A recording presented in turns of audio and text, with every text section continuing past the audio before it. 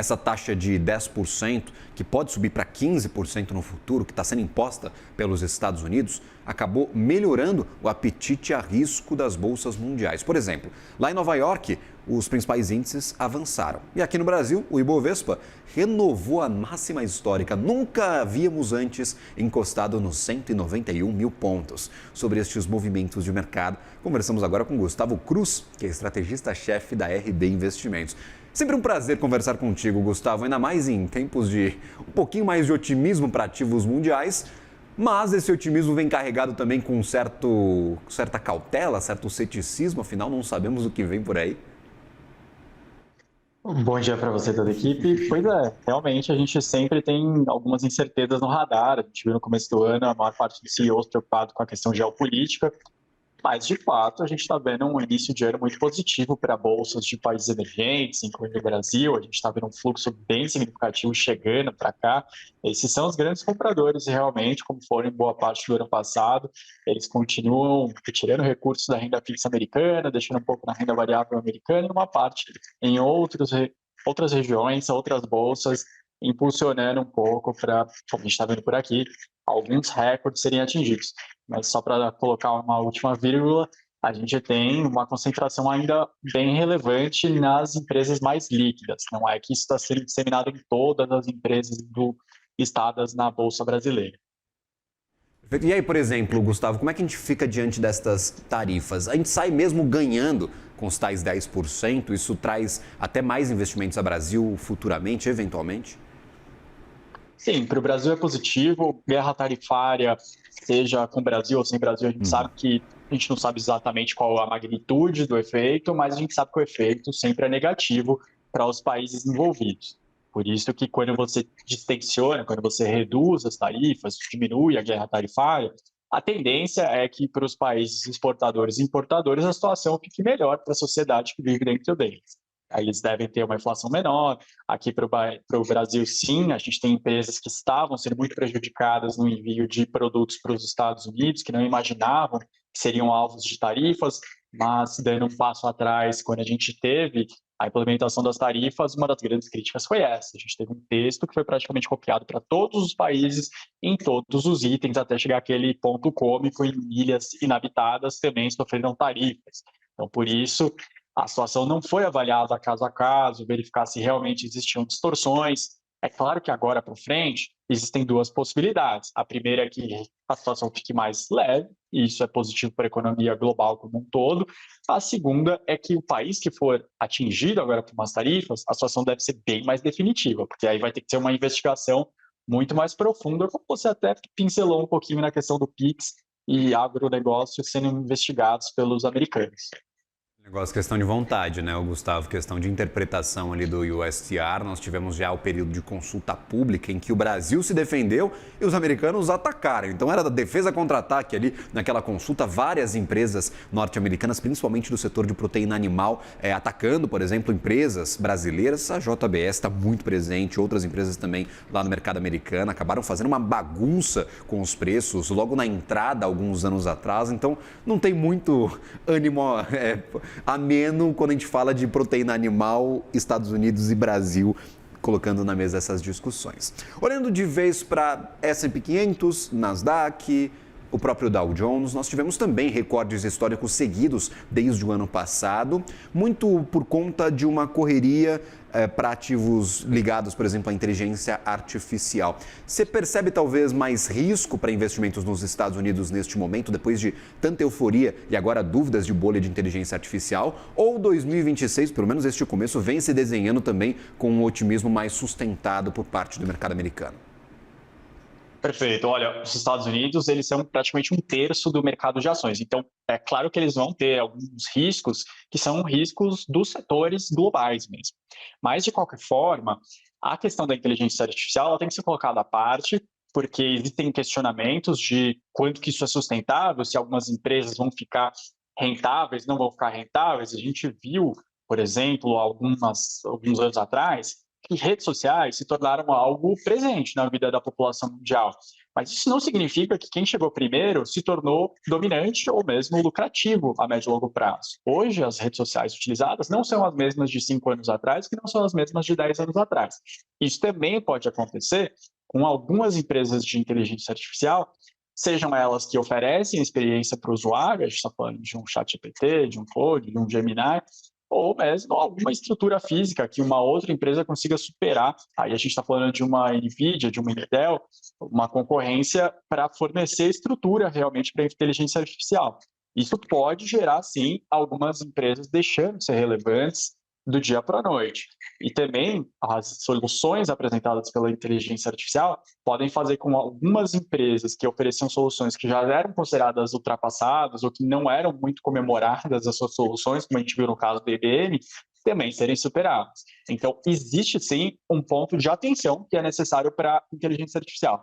Mas, ao mesmo tempo, para concluir minha resposta sobre esse aspecto, não é que a euforia terminou, muito pelo contrário. As primeiras semanas de janeiro, a gente viu a feira de tecnologia de Las Vegas mostrando muitas empresas ainda tentando dar o próximo passo, que é colocar a inteligência artificial no dia a dia, na parte mais física da robótica, para ajudar as pessoas em tarefas domésticas. Isso realmente tem um potencial muito relevante ainda pela frente. Perfeito. E aí, por exemplo, quando a gente olha para fatores internos aqui, Brasil e até nos Estados Unidos, discussão de taxa de juros. Quanto taxa de juros deve tocar os humores a partir de agora? Porque a gente não viu o juro caindo no Brasil e mesmo assim, talvez os ativos se antecipando a essa eventual redução da Selic. Lá nos Estados Unidos há muita discussão. Teremos 2 cortes neste ano, 3 cortes, ainda está em aberto. Quanto juros é importante agora? Ou o mercado já se convenceu de que as taxas vão ficar menores e já estão colocando na conta do valor justo dos ativos de risco? Acho que ainda não tudo. Pode ser que uma parcela seja colocada, mas a gente ainda tem uma discussão entre economistas, entre operadores do mercado financeiro, de até quanto essa taxa de juros aqui no Brasil e nos Estados Unidos vai cair. Aqui no Brasil, isso é bem importante, a gente está em temporada de resultados, as empresas mostram nos seus balanços o quanto elas pagam de juros e quanto um ponto a menos de juros é relevante. Tem empresa que vai falar em 15 milhões, tem empresa que vai falar em 150 milhões, a empresa vai falar em bilhões de reais a menos em pagamento de juros. Ou seja, vai sobrar mais dinheiro no final do ano para ela pensar em mais investimentos, para ela fazer uma contratação a mais de algum setor, ela expandir para algum estado, ela fazer realmente novos planos com dinheiro que ficaria simplesmente no pagamento dos juros da sua dívida. Nos Estados Unidos, a discussão ela tem um elemento extra, que é a troca do presidente do Banco Central americano por lá. E a troca com o indicado pelo presidente americano Donald Trump, que já vai chegar, muito possivelmente, defendendo a redução da taxa de juros no segundo semestre. Lembrando que ele entra na virada de maio para junho, ele vai ter que convencer os outros dirigentes, ele vai ser minoria, mas pensando no histórico do Banco Central americano, realmente os dirigentes eles não gostam de constranger o presidente. Então, eles acabam votando de forma mais parecida com o presidente do Banco Central. Então, por isso, existe uma diferença entre um corte de juros projetado pelo Banco Central americano, 2 cortes projetados pelo mercado financeiro e, eventualmente, até mais cortes que vão vir, porque é isso que defende o presidente Trump, pelo menos nos seus discursos. Então, a gente ainda tem espaço, sim, para algumas surpresas com juros ainda menores, e aí vai ter que ter todos os analistas revendo o seu valuation das empresas. Perfeito. E aí, por exemplo, Gustavo, quando a gente olha para o discurso de ontem de Donald Trump, discurso de 1h40, então, para os fortes que acompanharam a partir das 10 e tanto da noite, a gente teve muita coisa de conteúdo vinda do presidente dos Estados Unidos. Entre as indicações, uma ameaça ao Irã. Nós trouxemos pela CNN Internacional na semana passada que os Estados Unidos já estão preparando um ataque ao Irã e devem pressionar para fechar um acordo nuclear. Se não sair o acordo, aí teremos efetivamente uma incursão militar americana ao território iraniano. Mais uma vez, porque no ano passado nós já tivemos um ataque direto a instalações nucleares. O quanto esta talvez evolução das tensões entre Estados Unidos e Irã pode mexer com humores de investidores. A gente já passou por guerra entre Rússia e Ucrânia, que acabou de completar 4 anos ontem, os ataques do Hamas a Israel e, claro, o conflito que foi se estendendo ao longo destes últimos anos, e agora talvez mais um conflito para o investidor lidar, coisas que são exógenas a mercado, mas que, na tua opinião, podem mexer com preço? Pode mexer com preço, é claro que se você tem 3 elementos para a gente avaliar isso. A primeira é se vai ter algum tipo de interrupção em canais de fluxo marítimo. Isso, como a gente viu nos últimos anos, todas as vezes que tem algum tipo de intervenção, Ó, encarece o custo de frete marítimo, encarece os preços para praticamente o mundo inteiro. Então, os preços para os produtores ficam mais altos, as pessoas acabam pagando mais os seus bens que vêm de outros países. Isso, claro, se o Irã conseguir fazer alguma modificação geopolítica na região, algum tipo de ataque aos aliados dos Estados Unidos na região. O segundo elemento é sobre o petróleo. O Irã, ele está sob sanções econômicas, se eu não me engano, desde 2017. Antes das sanções econômicas, ele produzia 4 milhões de barris de petróleo por dia. Agora ele está um pouco até abaixo de 3 milhões. Diferente da Venezuela, que a situação ficou bem clara, que eles não conseguem retomar do dia para a noite sem as sanções porque as instalações se deterioraram, na situação do Irã é diferente. Lá está tudo ok. Lá, se as sanções caem, eles podem voltar a produzir mais petróleo do dia para a noite, sim. Então, o preço do petróleo pode até subir no curto prazo, com todo mundo incerto do que vai acontecer, mas a médio prazo a tendência é que você consiga colocar mais 1 milhão de barris de petróleo por dia em uma situação onde a oferta já está superando a demanda em cerca de 4, 5 milhões de barris de petróleo por dia, segundo a inteligência, a Organização Internacional de Petróleo. E o terceiro elemento, envolvendo Estados Unidos e Irã, aí, claro, um pouco envolvendo mais dólar, envolvendo mais o que os Estados Unidos vão conseguir fazer propriamente dito.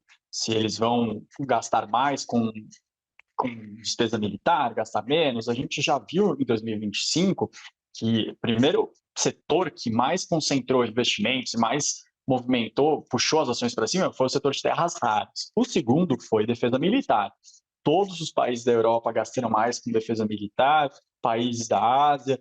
Então, todo esse tipo de movimento, como você ranqueou as guerras recentes, eles vão sendo traduzidos microeconomicamente também, com mais empresas do setor de defesa investindo nas suas fábricas e conseguindo contratos ainda maiores. Então, para concluir, eu colocaria esses três elementos. Primeiro, o risco de frete marítimo ficar mais caro. Segundo, o risco do petróleo poder subir no curto prazo, mas com certeza diminuir no médio prazo, se a situação política normalizar. E o terceiro, aí sim, uma tendência ainda de mais gastos militares para frente.